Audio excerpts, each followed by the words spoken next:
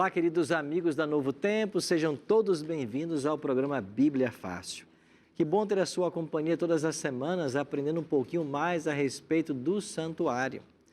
Nós estamos aqui com 10 amigos que vieram de vários estados do Brasil para essa nova temporada do santuário. E estamos aprendendo cada semana um pouquinho mais a respeito desse assunto. Por isso, quero convidar você a tomar a sua Bíblia e se juntar a nós nesse grupo de estudo, onde vamos aprender um pouquinho mais do ministério de Cristo, do fim desse ministério, do juízo e o tema de hoje, o juízo final. Como vai acontecer esse juízo final? Como vai ser o juízo? Em quantas fases esse juízo pode ser dividido? Bom, são perguntas que nós iremos responder no programa de hoje. Por isso, eu quero convidar você a se juntar a nós. E se você quiser conhecer mais desse assunto, nós temos aqui um material muito especial, que é este DVD aqui, ó. Santuário, o Caminho de Deus. É um presente da Novo Tempo para você. Você pode pedir agora através do WhatsApp esse DVD. Basta mandar uma mensagem para nós, dizendo assim, eu quero o DVD Santuário. O número 12 98100 1425, tá bem? Anotou aí? Vai aparecer aqui a legenda para você. Se você quiser acessar a internet para pedir, você pode pedir no site novotempo.com/Bíblia Fácil, no site do nosso programa. Lá você vai encontrar esta imagem, clica nela, preencha ali os campos que vai ser solicitados, os dados postais e vamos mandar para sua casa. Ou se você preferir, em horário comercial, você liga para a gente. O nosso número é 12 21 27 3121. Aí você faz um cadastro por telefone e a gente manda esse DVD para a sua casa. No prazo de 30 dias, no máximo, vai estar chegando para você aí, sem você pagar nenhum custo. Até a postagem do correio, a Novo Tempo paga para você, tá bem? Aqui vamos hoje avançar em nosso estudo do santuário e vamos aprender um pouquinho mais a respeito do tema do juízo. Então, quero convidar você para nós orarmos. Nós temos um hábito aqui. A gente não abre esse livro sem antes fazer uma oração. Eu queria convidar você para nós orarmos, pedindo a bênção de Deus para o estudo. Pai querido, muito obrigado por estarmos reunidos para aprendermos mais a Tua palavra. Que o Teu bom e Santo Espírito nos dirija e que nós possamos compreender esse assunto e aplicar os Teus ensinos à nossa vida. Oramos em nome de Jesus. Amém. Hoje, então, vamos avançar com o tema do juízo. Estão lembrados que semana passada nós estudamos um pouquinho sobre a primeira fase do juízo, chamada de juízo investigativo ou pré-advento. E é nessa fase que todos os casos são decididos para a salvação ou perdição. Vamos avançar falando a respeito do juízo final. Êxodo capítulo 25, verso 8, é um verso-chave para o tema do santuário. Aqui Deus orientou Moisés, e me farão um santuário para que eu possa habitar no meio deles. O santuário foi construído para que Deus habitasse com o seu povo, mas também o santuário foi construído para que através de todos os móveis, através de todos os rituais, através de todos os simbolismos, o Evangelho fosse pregado para o povo de Israel e para o mundo de então. Então nós já explicamos para vocês de que todas as cerimônias e rituais do santuário apontavam para a morte de Cristo e para seu ministério no santuário celestial. Cristo viria cumprir não apenas o papel de oferta ao morrer no Calvário, mas também cumpriria o papel sacerdotal e sumo sacerdotal. Este papel sacerdotal, Jesus começou a cumpri-lo no ano 31, quando ele ascende aos céus. E ele esteve lá até o ano 1844, atuando como sacerdote. A partir do dia 22 de outubro de 1844, de acordo com a profecia de Daniel 8,14, que nós estudamos aqui, Jesus começou a sua obra sumo sacerdotal. E assim como o dia da expiação em Israel era um dia de juízo, quando o santuário era purificado, Jesus começou o juízo no céu no dia 22 de outubro de 1844. Então, a festa da expiação é a festa em Israel que nos oferece um modelo para a compreensão do juízo. Vimos então que o juízo pode ser dividido em 3 fases: pré-advento, comprobatório e juízo executivo ou final. De 22 de outubro de 1844 em diante, até hoje, nós estamos na fase do juízo pré-advento ou investigativo. Nós não sabemos quando vai terminar essa fase, mas quando ela terminar, o que vai acontecer? Com os salvos, eles vão passar pela angústia de Jacó e depois serem levados para os céus.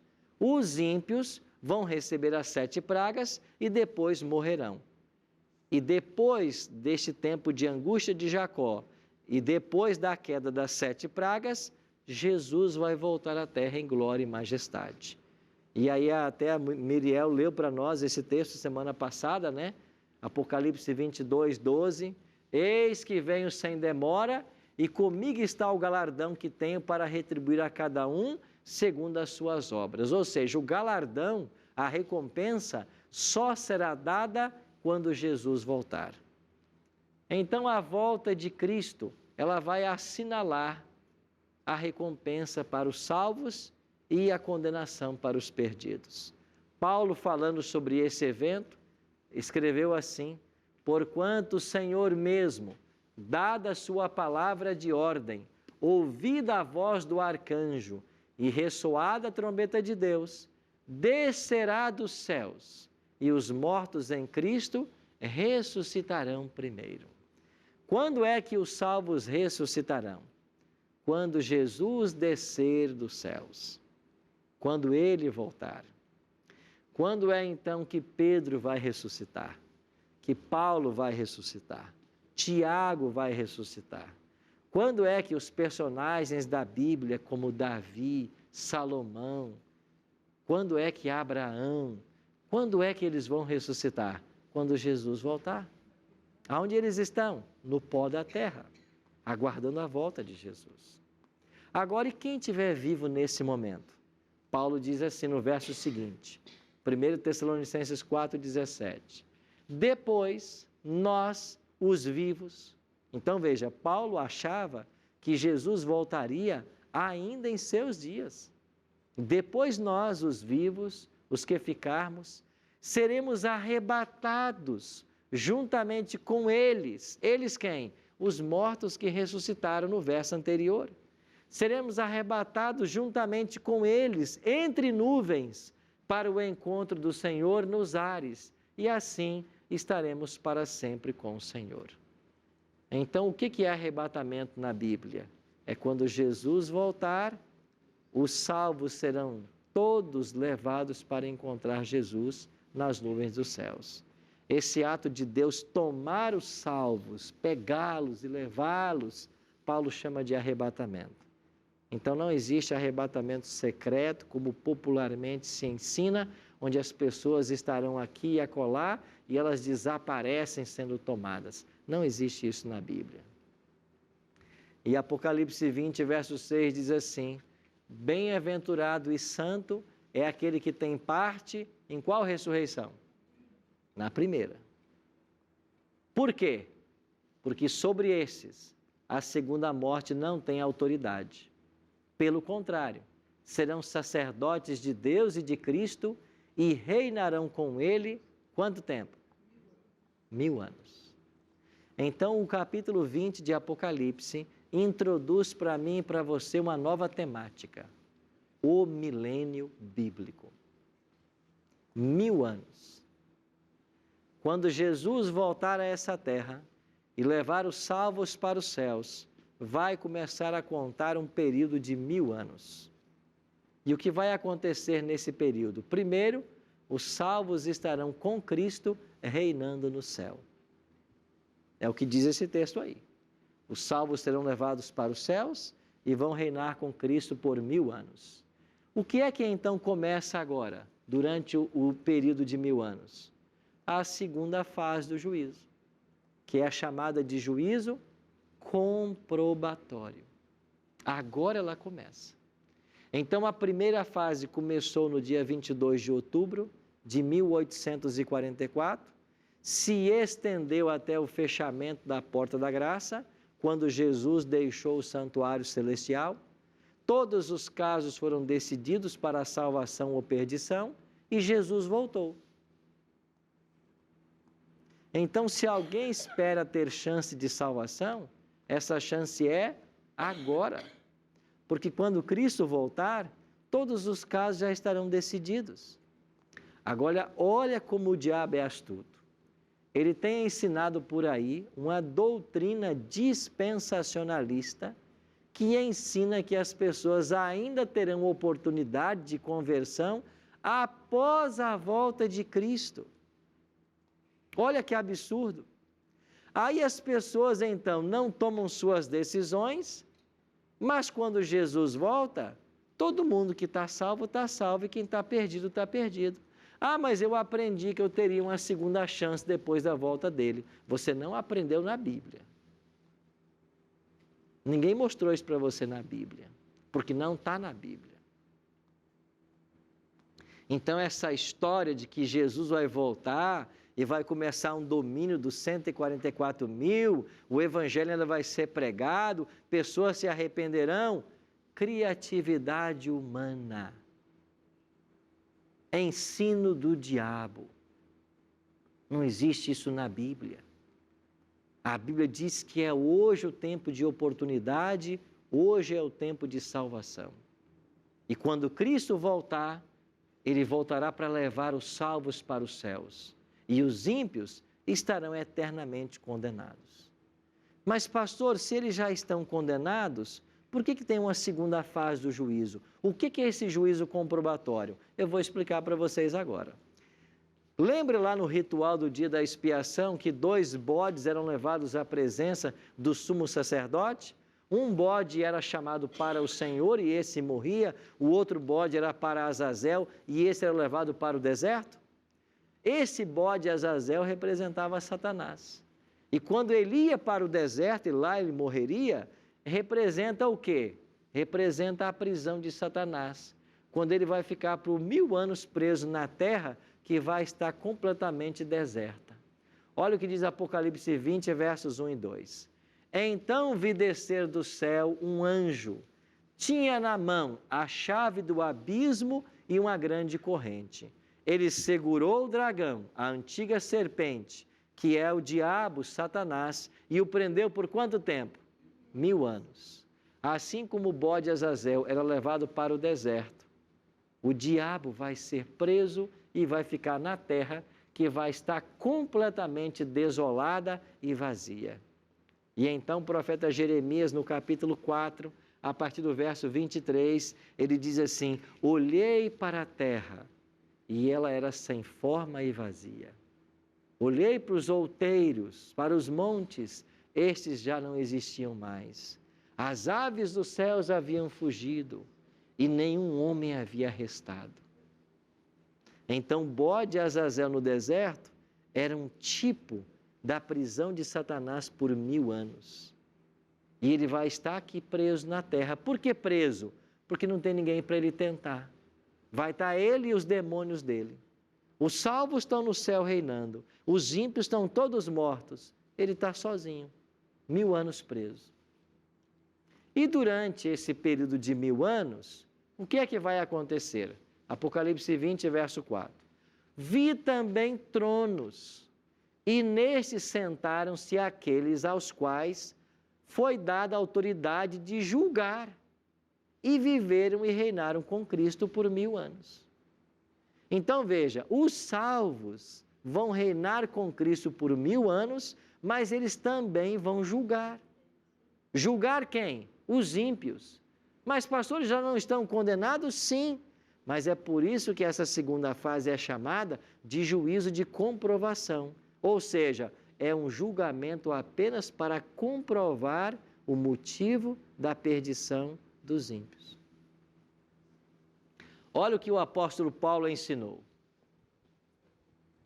Ou não sabeis que os santos hão de julgar o mundo? Ora, se o mundo deverá ser julgado por vós, sois acaso indignos de julgar as coisas mínimas? Quem é que vai julgar o mundo? Os santos. Então os salvos vão por 1000 anos estar julgando todos os ímpios que estão mortos. Ana? Era sobre isso mesmo que eu ia perguntar, sobre esse versículo de Coríntios, que eu tinha lido, eu não tinha entendido. Eu falei, pois como assim?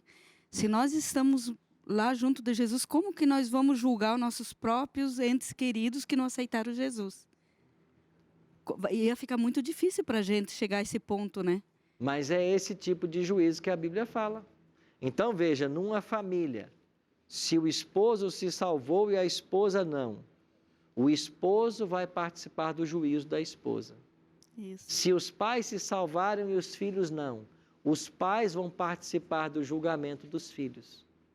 Agora, o que vai ser esse julgamento? Cada caso será analisado para se saber o motivo da perdição. Então, os livros de registro serão abertos. Agora, como é que vai ficar essa situação, pastor? E o amor que nós temos pelos entes queridos? Vai ficar assim. Quando eu abrir lá o livro de registro da pessoa que eu amo, e quando eu ver todas as ações que o céu realizou para salvar essa pessoa, quando eu perceber todo o esforço que o céu fez para que esta pessoa se salvasse, e finalmente ela não quis, porque só não vai para o céu quem não quer, nós vamos dizer, Deus foi justo. E não vai ficar em nosso coração tristeza. Por quê? Porque a pessoa não quis ir para o céu. Quem não quer ir para o céu, não vai.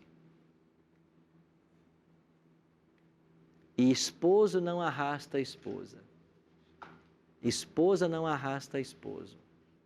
Pai não arrasta filho. Filho não arrasta pai. Qual é a nossa obrigação como cristãos? Fazer tudo que estiver a nosso alcance para abençoar nossa família, para que todos sigam para o céu. Mas se a pessoa não quer, ela não vai. Você não tem a condição de forçar alguém a ir para o céu, porque nem Deus faz isso. Deus diz assim, eis que ponho diante de ti a vida e a morte. Eis que tem 2 caminhos, o largo e o estreito. Se quiseres, comerás o melhor dessa terra. É você. É você. Deus nunca vai te forçar nada. Estou eu conversando agora com um ateu que não acredita em Deus. Se você não quer acreditar em Deus, você pode ficar tranquilo. Ele não vai perturbar você. Ele não vai te arrastar pelos cabelos para o céu. Porque Deus criou a mim e a você inteligentes para que nós escolhêssemos o que nós queremos. Você pode escolher duvidar da existência de Deus, mas finalmente você vai colher o fruto dessa decisão, que é a destruição eterna.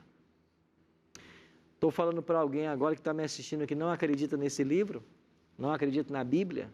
Para você o que importa é a ciência, é o que você pode provar por A mais B, é o processo de repetição, é a prova de laboratório. Você não crê nesse livro? Tudo bem. Mas o que esse livro escreve vai acontecer. E se você não acredita nele, a matemática, a biologia, a física e a ciência não vão dar para você vida eterna. Você vai ser destruído finalmente pelo fogo. Mas a escolha é sua. E ninguém pode forçar ninguém a nada. Mas quando, durante 1000 anos, acontecer a segunda fase do juízo, que é a fase comprobatória, nós vamos analisar caso por caso e vamos saber por que fulano, ciclano não está aqui. Porque todo o esforço foi feito e eles não quiseram. E nós vamos dizer, Deus foi justo. Miriel? Muitas pessoas dizem que um dos motivos para a gente não estar procurando a Cristo nessa santidade é por causa de cegueira espiritual. Que o diabo ele vem para nos tampar a nossa visão, nossos sentidos, para a gente não poder achar a verdadeira verdade. E então eu queria saber como que seria esse julgamento, como que seria o discernimento de Deus e de Jesus diante disso, reconhecendo se realmente essa pessoa foi enganada, às vezes, pelo diabo, se ele sabe, se tem esse tipo de reconhecimento, como que pode ser isso? Leia para mim você a resposta aí na sua Bíblia, em Atos capítulo 17. Dá uma olhadinha no verso 30 para mim. Leia, por gentileza, Miriam, para mim. Atos 17, verso 30.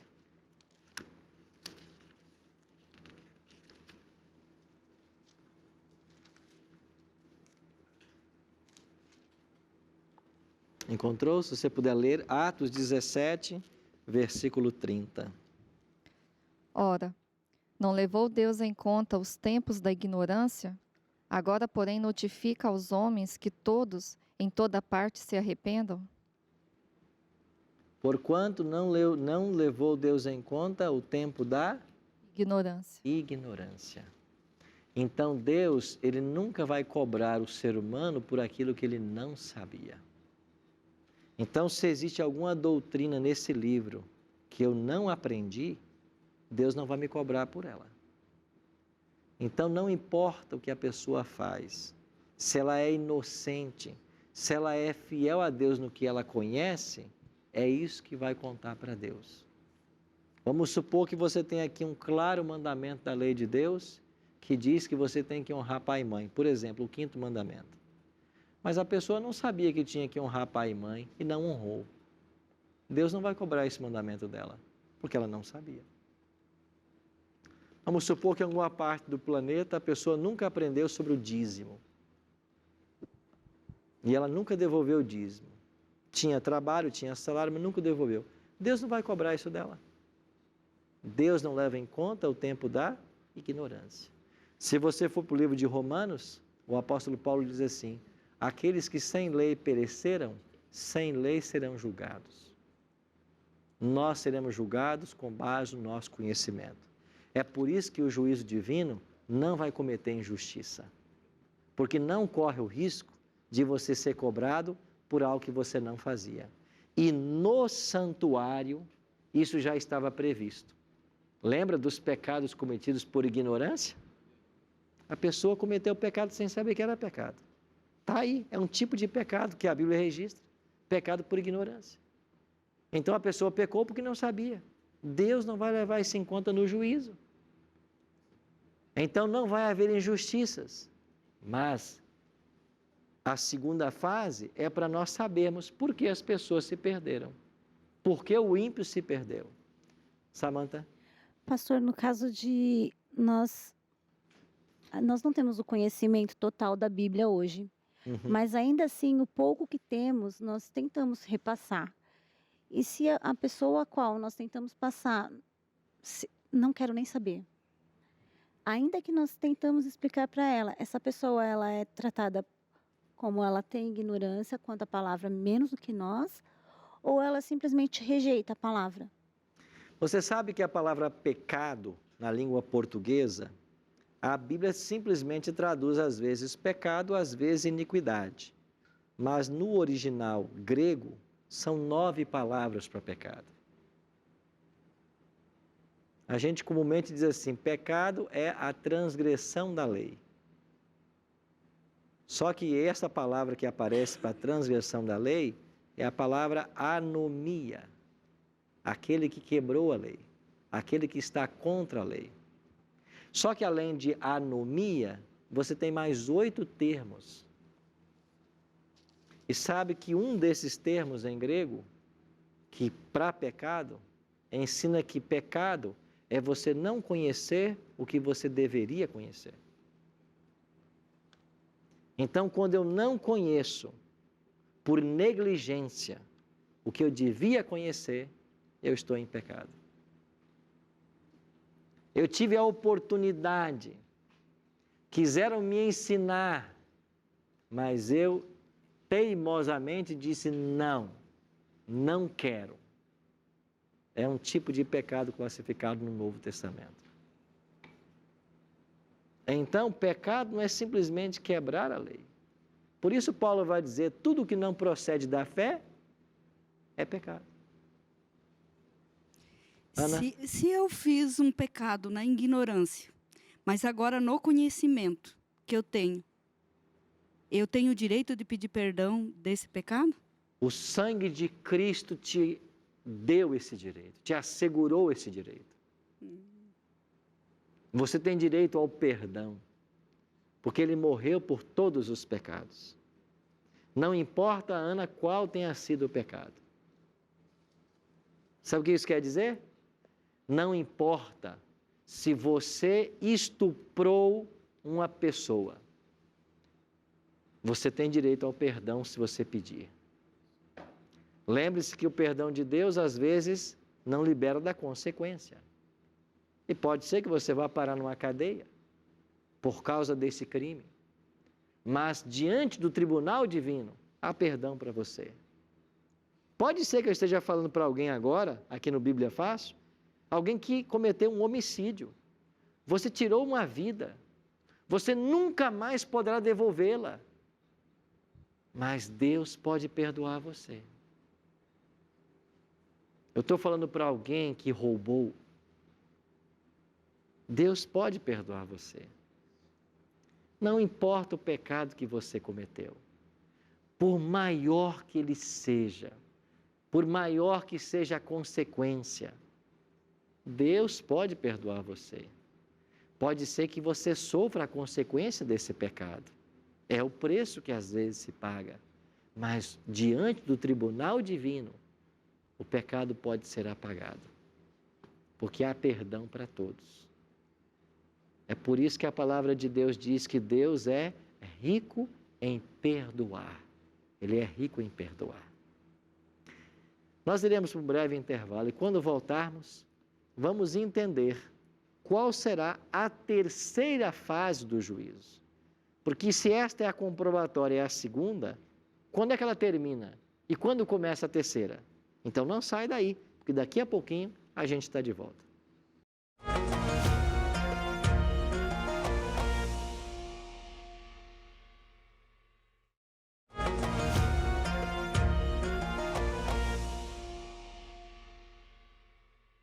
Estamos de volta com o programa Bíblia Fácil, com o tema de hoje, o juízo final. E quando terminamos o primeiro bloco, nós tínhamos aqui uma pergunta. Minha amiga, Miriam. Continuando sobre os pecados, muitas pessoas se glorificam de falar, eu mantenho os 10 mandamentos, eu não infrinjo nenhum. Mas você percebe que pessoas que mantêm os 10 mandamentos, mas são pessoas que brigam, que causam contenda, que causam diferença, que tem confusão em família, pessoas bravas, revoltadas. Queria saber como que seria esse julgamento perante a esse tipo de situação, de comportamento. Porque muitas pessoas acham que é só seguir a lei, mas esquece esse tipo de conduta, causa revolta em família, revolta no meio que fica. Em realidade, o guardar a lei ou guardar os princípios que a palavra de Deus ensina, tudo aquilo que está ensinado mesmo fora da lei, né? Não estando na lei dos 10 mandamentos, isso pode ser observado na íntegra, só pode ser observado na íntegra quando a pessoa tem uma relação íntima com Jesus. Porque o processo é o seguinte, você se entrega a Cristo e você vive com Ele para Ele te dar condições de obedecer. Você vai a Cristo, é salvo por Ele para obedecer. Você não obedece para ser salvo. Então, quem está tentando obedecer, que seja os 10 mandamentos, ou qualquer ensino da palavra de Deus, para alcançar a salvação, está tentando o impossível. Está tentando salvação pelas obras. Esse não é o caminho de Deus. Qual é o caminho de Deus? você vai a Cristo para Ele salvar você. E enquanto Ele habita no coração, você consegue obedecer. Então você não obedece para ser salvo, você é salvo para obedecer. Então você vai perceber claramente a diferença. A pessoa pode não matar, não roubar, não adulterar, cuidar bem dos pais, das mães e não ter amor no coração. Ele pode. Um legalista. Ele guarda os princípios lá, mas ele não conhece Cristo. Ele não tem uma relação com Jesus, não é amigo íntimo dele. Aí vai ter problemas, ele vai tratar as pessoas de qualquer jeito, ele vai pisar nas pessoas, vai fazer o que você acabou de mencionar. Agora, se eu sou um cristão que entendi que eu sou salvo para obedecer, e que a salvação é através de Cristo, e que a salvação envolve santificação, que obra de uma vida toda, todo dia quando eu acordar, qual vai ser a minha primeira ação? Me colocar na presença dEle. E como eu me coloco na presença dEle? Oração e estudo da palavra. Aí é a presença dEle no meu coração que vai fazer a diferença ao longo do dia. Porque não se engane, você não consegue pecar na presença de Jesus. Toda vez que você peca, você teve que se afastar dele. Ninguém peca na presença de Jesus. Sabe quando você peca? Quando você vai para longe dele. E você sabe muito bem como funciona, porque você, como eu, é uma pecadora. Nós somos pecadores. E a gente sabe exatamente como você começa a ficar longe de Cristo, a ignorar os apelos do Espírito, para então fazer o que é errado. Ninguém acorda assim, hoje eu vou matar alguém.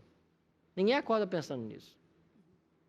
Ele vai se colocando mais e mais longe de Cristo, a ponto de fazer isso. Então, qual é a única segurança nossa para a nossa salvação? Jesus Cristo. É por isso que João capítulo 15 é um dos capítulos mais essenciais da Bíblia. Que disse Jesus lá, eu sou a videira e vós sois os ramos. Você quer ser um cristão real, um cristão fiel, você tem que estar ligado à videira. É conexão com Ele. É o único caminho.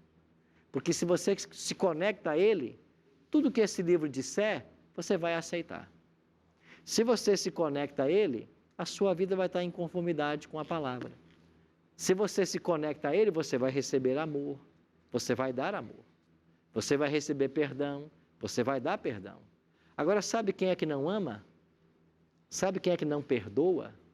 Sabe quem é que não trata bem as pessoas? É quem não está conectado com Ele.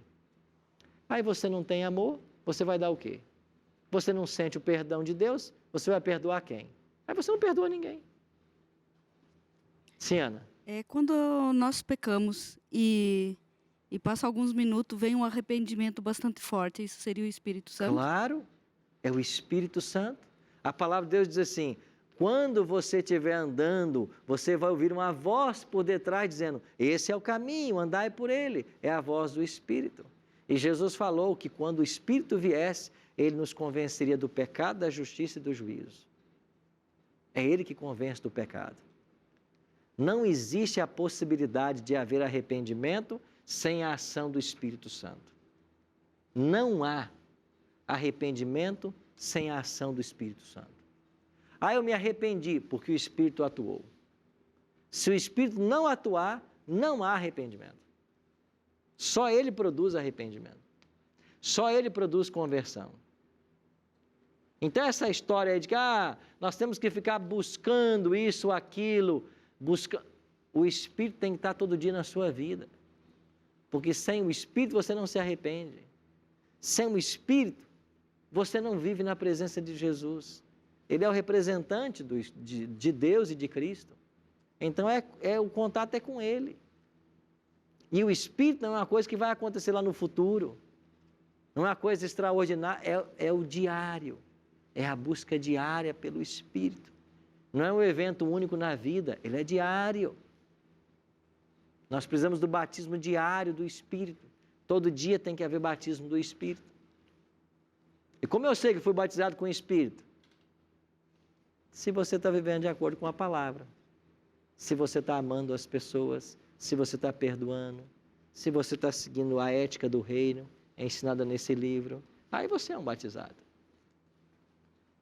Recapitulando, durante os 1000 anos, os salvos estarão no céu reinando com Cristo. Os ímpios estarão mortos aqui na terra. Satanás vai estar preso, a terra desolada e vazia, e vai estar acontecendo a segunda fase do juízo. Terminou o milênio, chegamos agora na terceira e última fase do juízo, que chamamos também de juízo final, juízo executivo. O que é isso? Apocalipse 20, verso 7.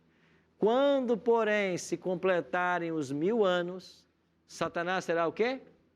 Solto de sua prisão. Por que é que Satanás será solto? Porque os ímpios ressuscitarão. E olha o que diz Apocalipse 28. E sairá a seduzir as nações que há nos 4 cantos da terra, Gog e Magog, a fim de reuni-las para a peleja, e o número destes é como a areia do mar. Ou seja, os ímpios são comparados em número à areia do mar. Eles todos vão ressuscitar depois do milênio. Mas Cristo não havia falado sobre isso lá em João 5, 28 e 29? Não vos maravilheis disto, disse Jesus, porque vem a hora em que todos os que se acham nos túmulos ouvirão a sua voz e sairão. Os que tiverem feito bem para a ressurreição da vida e os que tiverem praticado o mal para a ressurreição do juízo. Aqui está a ressurreição do juízo. Então, as duas ressurreições, elas são separadas por um período de 1000 anos. Os salvos mortos ressuscitam na volta de Cristo. Os ímpios, 1000 anos depois. E eles são como a areia do mar. E eles ressuscitaram. E eles vão ser enganados mais uma vez por Satanás. E o Apocalipse diz que eles marcharam então pela superfície da terra e sitiaram o acampamento dos santos e a cidade querida. Desceu, porém, fogo dos céus e os consumiu. O que é esse fogo eterno aqui? Juízo executivo. Terceira e última fase do juízo. A aplicação da sentença para os ímpios.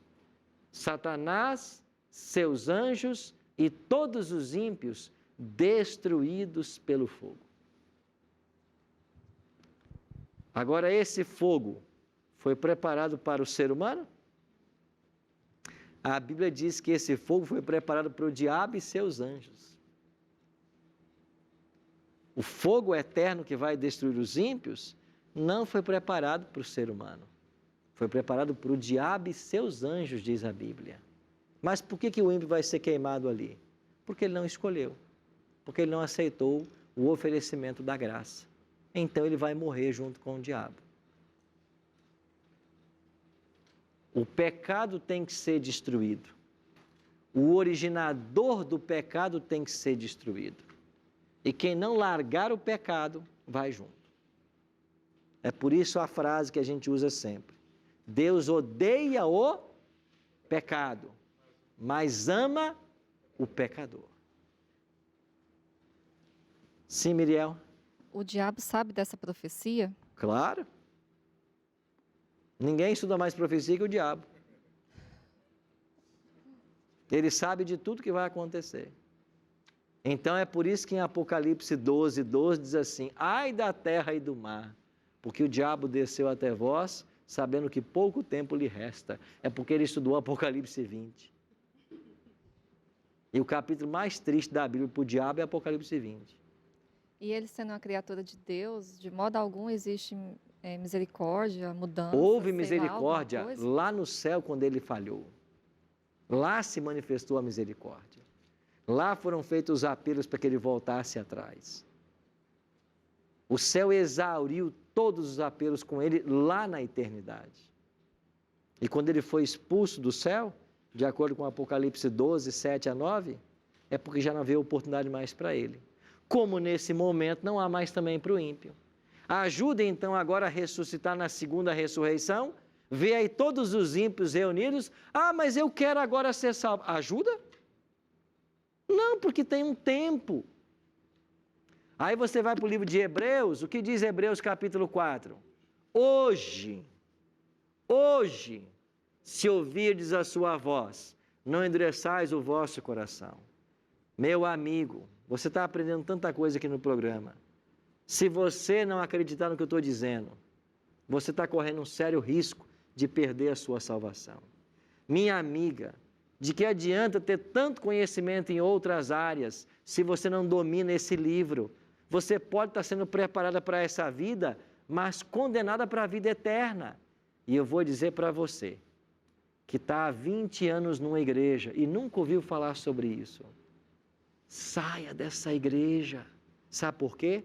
Porque se em 20 anos ela não te ensinou isso, não vai ser amanhã que ela vai começar a ensinar.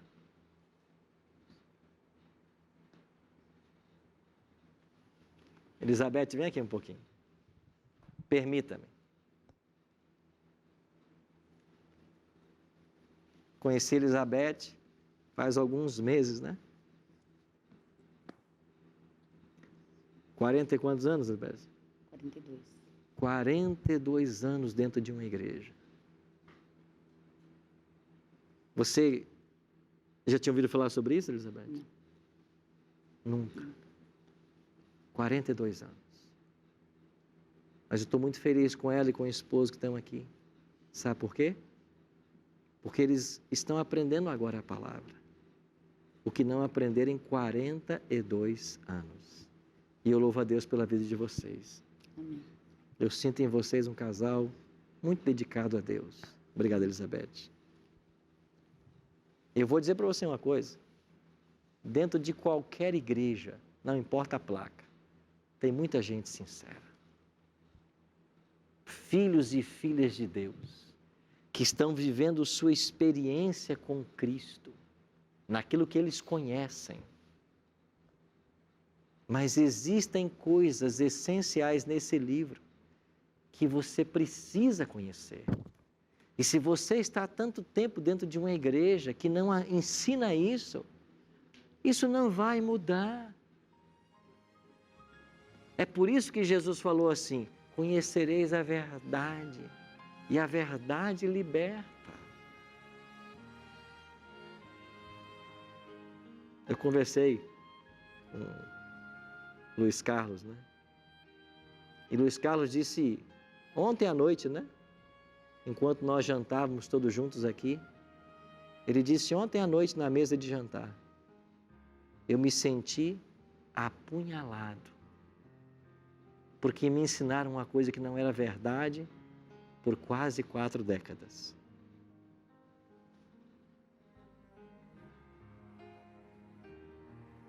E eu e você estamos sendo julgados agora. A primeira fase ainda está em andamento. Nós não chegamos nesse ponto aqui. Ainda há esperança. As coisas podem mudar. Você pode fazer diferente. Você pode agora fazer diferente. Mas tem que começar. Minha irmã Eva. E ele já foi derrotado na cruz do Calvário. Já. Então já está derrotado, tudo. E agora vai ser eliminado na segunda vinda de Jesus. Vai ser preso na segunda vinda e 1000 anos depois vai ser queimado e destruído. E nessa queimada que vai ser destruído, porque lá em Malaquias fala também, né, da destruição dele. Não vai ficar nem raiz e nem ramo. nada. Os anjos lá dos céus vão participar desse... Tem mais algum julgamento para ele? Para os anjos ver que foi cumprido? Ou os anjos só estarão assistindo a destruição dele para ver que Deus foi Os anjos de justo? Deus? É. Os foi anjos de justo. Deus acompanham tudo, desde a expulsão dele. Os anjos de Deus estão vendo o desenrolar da história há milênios. E os anjos de Deus também sabem que esse momento vai chegar. E por que, irmã Eva, que ele tem que chegar? Porque o pecado tem que ser destruído. Nós não podemos habitar para sempre num planeta onde aconteçam injustiças, maldades, violências. Então esse fogo, ele vai queimar os ímpios, Satanás, seus anjos, vai queimar o próprio planeta. Só que esse fogo não vai destruir o planeta. O que vai acontecer com esse planeta? Renovado. E o mesmo fogo que vai destruir o ímpio, Satanás e os anjos, vai purificar esse planeta. E esse planeta será a nova terra que Isaías viu em visão, que João viu em visão. Isaías 65:17 diz: pois eis que crio novos céus e nova terra, pois as primeiras coisas já passaram. Aqui vai ser o paraíso de Deus. Essa mesma terra que hoje nós pisamos, aqui vai ser a nova terra. E para esse planeta vai vir a nova Jerusalém, que está lá nos céus. As moradas que Deus construiu, como Ele prometeu que construiria. A cidade santa, ela vai descer para essa terra. A capital do universo vai ser aqui e agora. E os salvos de todas as eras, desde Adão até o último ser humano que se salvar antes do fechamento da porta da graça, vão se espalhar por essa terra, que será tão bela quanto o jardim do Éden, e nós iremos aqui para todo sempre, na presença de Jesus, dos santos anjos e dos salvos. Nada paga isso. Nada paga. Tudo foi pago por mim, por você. É por isso que Hebreus 10:37 diz: porque ainda dentro de pouco tempo, aquele que vem virá e não tardará. Na ampulheta divina do tempo, nós estamos nos últimos grãos e logo Jesus vai concluir a primeira fase do juízo no santuário. Vai deixar o santuário terrestre, ou santuário celestial, e ele vai voltar à terra. Apocalipse 19 diz que ele vai voltar montado num cavalo branco, e na sua coxa vai estar escrito o nome Rei dos Reis e Senhor dos Senhores, e com ele virão todos os exércitos dos céus. O Pai também vem com Jesus. E o Espírito já está aqui. A Trindade trabalhando pela salvação do homem. Esse será o dia mais extraordinário da humanidade. Jesus voltando com todos os anjos. E sabe por que é que todos os anjos virão com Jesus na volta dele? Porque eles terão uma missão especial. Os anjos serão responsáveis por reunir os salvos dos 4 cantos da terra em família. Os salvos vão reunir as famílias que se salvarem. Vai devolver a esposa para o esposo para a esposa, devolver os filhos que você perdeu, devolver os pais que você perdeu, devolver as pessoas que você ama. Os anjos vão entregar para você. E nós vamos agora para o céu. Depois, 1000 anos lá, voltar para a terra. Nova terra, eternidade. Pastor, eu não acredito em nada do que o senhor falou. É direito seu. Você pode. Mas quer um conselho? Se você não acreditar no que eu falei, nem nesse livro, você corre um sério risco de perder o maior presente que Deus tem para nós, que é a vida eterna. Mas se você acredita nesse livro, nesse ensino, abra o seu coração agora. Nadson, Portugal, vai louvar a Deus mais uma vez. E enquanto a gente ouvir essa música, eu queria que você pensasse. Eu já entreguei minha vida a Cristo? Ainda não? Eu preciso então entregar. Faça isso agora. Entregue a sua vida a Cristo. Confia nele. Preste atenção na letra dessa música.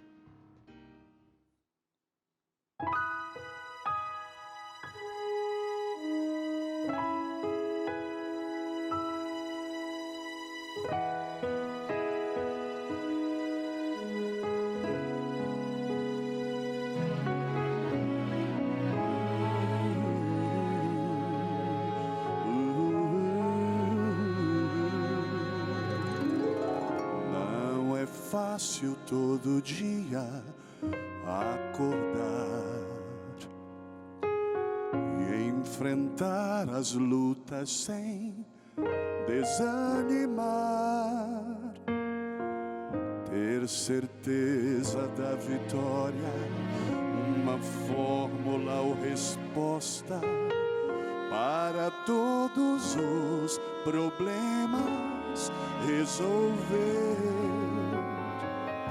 Esquecemos que bem perto há um Deus.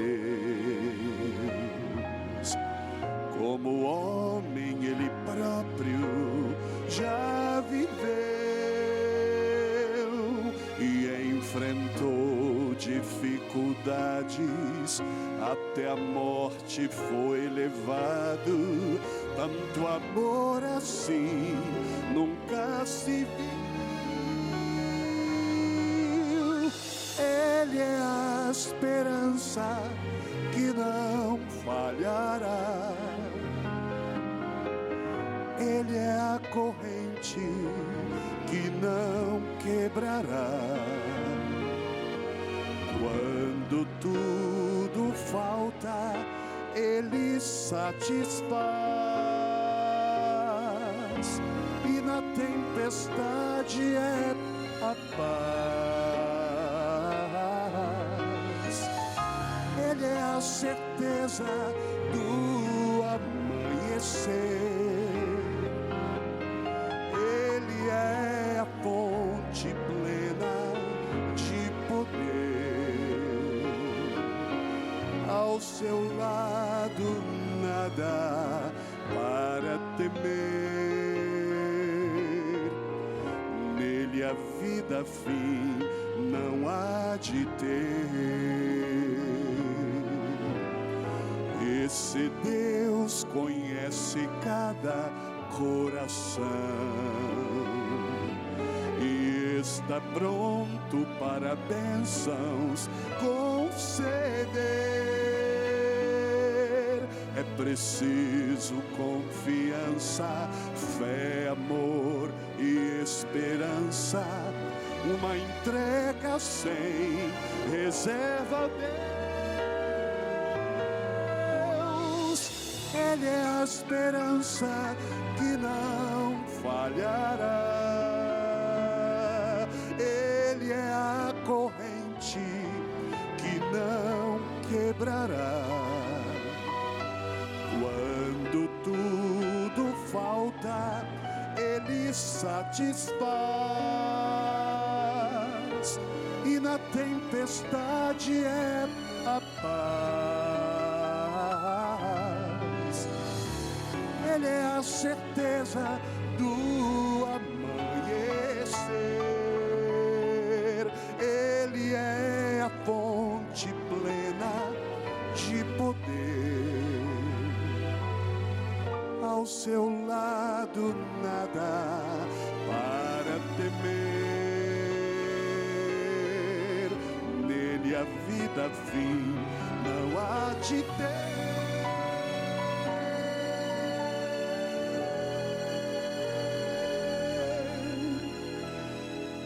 Nele a vida fim não há de ter.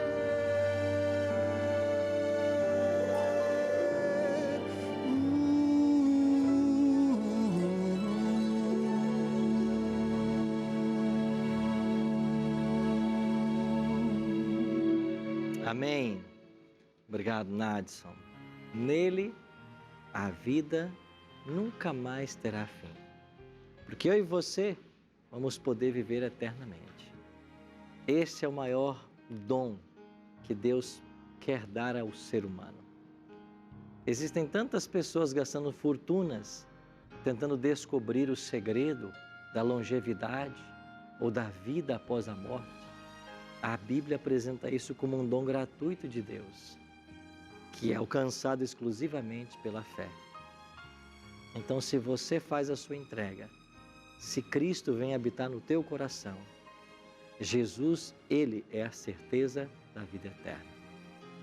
Por isso, vamos abrir nosso coração e permitir que Jesus entre, porque se Ele vier e fizer morada, a nossa vida eterna vai estar garantida. Vamos orar por isso? Pai, muito obrigado pela promessa da Tua palavra hoje. Nós podemos ter vida e vida em abundância. Por isso queremos abrir o nosso coração agora e suplicar que o Senhor faça morada em nossa vida. Nós queremos estar entre aqueles que vão herdar a vida eterna quando o Senhor voltar. Por isso nos conserva firmes nos Teus caminhos. Cuida de todos nós. Cuida também desses que nos acompanharam agora através da TV Novo Tempo. Abençoe cada um deles. Oramos em nome de Jesus. Amém. Semana que vem a gente se encontra para mais um estudo sobre o santuário. Eu vou estar aqui com esses amigos, esperando você. Até lá.